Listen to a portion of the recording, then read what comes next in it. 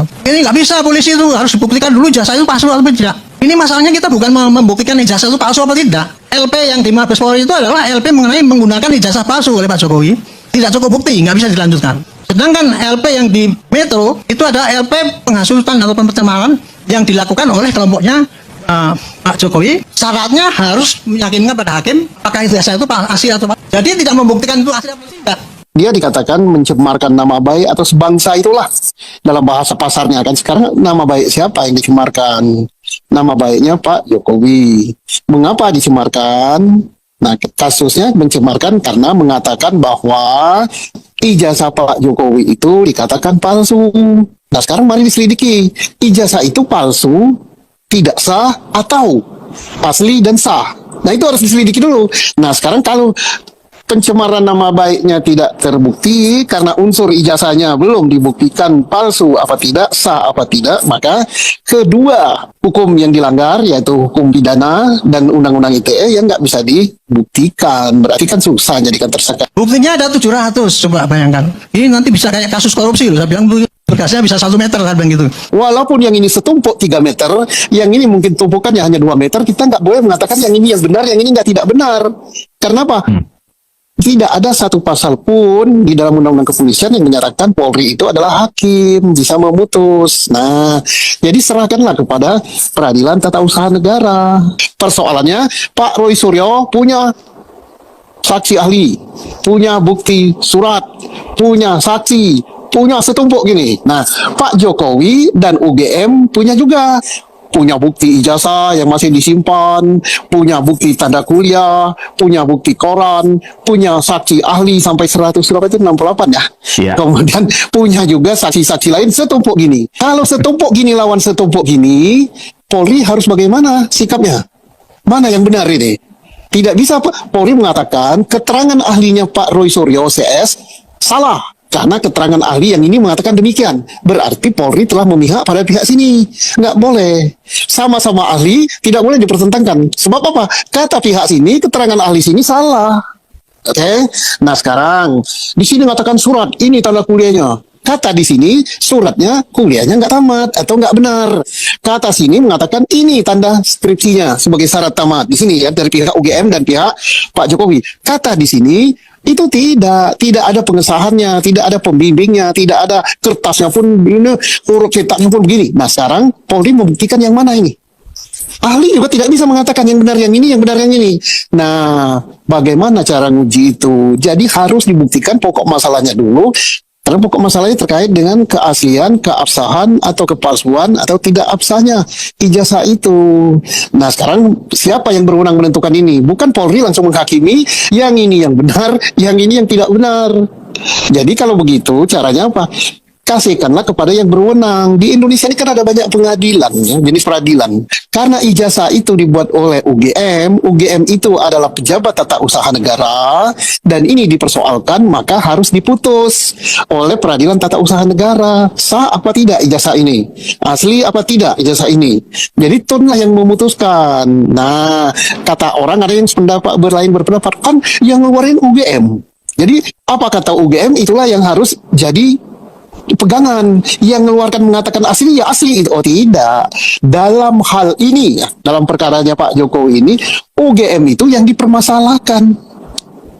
Ya kalau ditanya ke UGM bisa saja UGM jawab iya itu kami yang mengeluarkan, ya asli. Nah sekarang mari kita tanya kepada Tun, betulkah itu sah?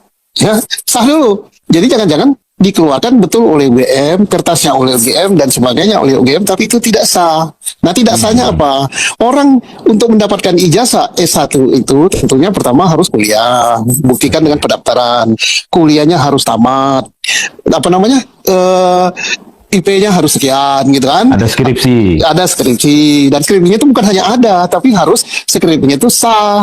Kalau ada kan bisa diada-adakan. Kan bisa kan. Kemudian harus ngikuti dulu kan ada KKN gitu kan. Nah itu yang berhak memeriksa itu karena apa? Ada yang nyangkal. Dari keterangan pihak UGM dan pihak Pak Jokowi itu disangkal oleh keterangan Pak dibantah ya, Roy Suryo, Pak Rismond, Dr. Sipa, dan lain-lain. Nah, kalau sudah saling bertentangan begini, walaupun yang ini setumpuk 3 meter, yang ini mungkin tumpukannya hanya 2 meter, kita nggak boleh mengatakan yang ini yang benar, yang ini nggak tidak benar. Karena apa? Tidak ada satu Ya, halo Sobat Politik, selamat datang kembali di channel kesayangan kita yang selalu siap membedah isu-isu paling panas di tanah air secara tajam dan mendalam. Pada kesempatan kali ini kita akan mengulas secara sangat mendetail mengenai sebuah perdebatan hukum dan dinamika kepolisian yang sedang menjadi pusat perhatian publik Indonesia, yakni polemik berkepanjangan seputar keaslian ijazah Joko Widodo, serta desakan kuat dari berbagai elemen masyarakat untuk melakukan perombakan di pucuk pemimpinan kepolisian Republik Indonesia. Kasus ini kembali mencuat ke permukaan dan memicu kegaduhan yang luar biasa setelah adanya pandangan hukum yang sangat krusial dan mantan Kabareskrim Polri Susno Duaji yang menyoroti keterbatasan kewenangan institusi kepolisian dalam menangani perkara pembuktian dokumen negara. Di satu sisi, kepolisian saat ini dihadapkan pada dua laporan polisi yang saling bertolak belakang, di mana laporan pertama di Mabes Polri berkaitan dengan tuduhan penggunaan ijazah palsu, sementara laporan kedua di Polda Metro Jaya berfokus pada dugaan penghasutan atau pencemaran nama baik. Masalahnya menjadi sangat rumit karena untuk membuktikan adanya pencemaran nama baik, hukum pidana dan Undang-Undang Informasi dan Transaksi Elektronik memasyarakatkan adanya pembuktian terlebih dahulu apakah objek yang dituduh dalam hal ini ijazah tersebut benar-benar palsu atau asli. Lebih lanjut lagi, pertarungan argumen hukum ini melibatkan tumpukan berkas perkara dan bukti yang luar biasa masif dari kedua belah pihak yang bersengketa. Pihak Roy Suryo bersama tim ahlinya telah menyiapkan setumpuk bukti surat, keterangan saksi, dan saksi ahli yang sangat banyak untuk menyangkal keabsahan dokumen tersebut. Di pihak lain, Joko Widodo bersama dengan Universitas Gadjah Mada juga memegang dokumen asli, bukti administrasi perkuliahan, clipping, koran lama, hingga menyiapkan lebih dari 168 saksi ahli untuk mempertahankan argumen mereka. Dalam situasi di mana dua kubu saling berhadapan dengan argumen ahli yang sama-sama kuat, Susno Duaji dengan tegas mengingatkan bahwa kepolisian Republik Indonesia sama sekali tidak memiliki fungsi yudikatif atau kewenangan hukum sebagai hakim yang bisa memutuskan mana dokumen yang sah dan mana yang tidak. Tidak ada satu pasal pun dalam Undang-Undang Kepolisian yang memperbolehkan Polri memihak atau mengadili kebenaran substansi suatu ijazah yang dikeluarkan oleh lembaga pendidikan.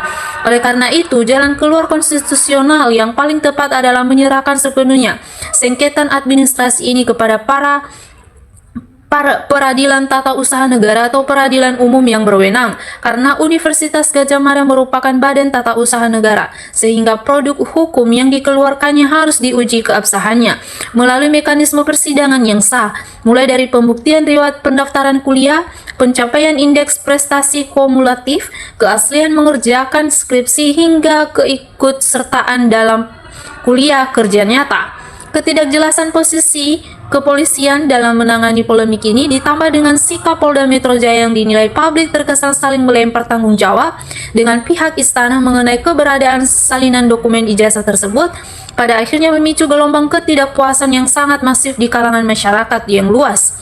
Publik menilai bahwa aparat penegak hukum sengaja menyembunyikan informasi penting yang seharusnya bisa langsung ditunjukkan ke depan umum demi meredakan ketegangan dan menghindari kericuhan yang besar. Yang lebih besar, akibat dari akumulasi kekecewaan terhadap kinerja kepolisian yang dianggap lambat dan tidak tegas ini, muncul dorongan kuat dari para pakar hukum terkemuka seperti Mahfud MD, Ferry Amsari, hingga Said Didu yang menyarankan agar Presiden Prabowo Subianto segera mengambil tindakan tegas untuk mengganti Kapolri Jenderal Listio Sigit Prabowo. Desakan pergantian ini disadari oleh persepsi bahwa kepolisian di bawah kepemimpinan saat ini gagal dalam menyelesaikan berbagai kasus besar serta kurang maksimal dalam mengayomi masyarakat di tingkat daerah maupun pedesaan, di mana angka kriminalitas dan tindakan arogan oknum aparat masih sering dikeluhkan oleh warga. Banyak pihak yang kemudian mengusulkan figur berintegritas tinggi yang rasional dan tegas seperti Susno Duaji untuk menempatkan posisi tertinggi di kepolisian agar mampu menyelesaikan seluruh kasus yang mandek serta mengembalikan kepercayaan publik. Bahkan para netizen di media sosial turut meluapkan kekesalan mereka dengan mengkritik keras para penasehat ahli Kapolri, salah satunya Arianto Sutadi yang dinilai tidak kompeten, emosional saat berdebat dengan tim ilmuwan Roy Suryo dan dianggap hanya bersikap sebagai pembela kepentingan sepihak, alih-alih memberikan masukan yang objektif bagi perbaikan institusi kepolisian. Terima kasih banyak kepada sobat politik semua yang sudah setia menyimak ulasan panjang dan mendalam ini dari awal hingga akhir tanpa terlewatkan. Jangan lupa untuk memberikan dukungan terbaik kalian dengan cara memberikan tanda suka, membagikan video ini seluas-luasnya agar semakin banyak masyarakat yang melek hukum dan politik, serta silakan tuliskan seluruh tanggapan, opini maupun analisis pribadi kalian di kolom komentar di bawah agar kita bisa berdiskusi lebih lanjut secara sehat.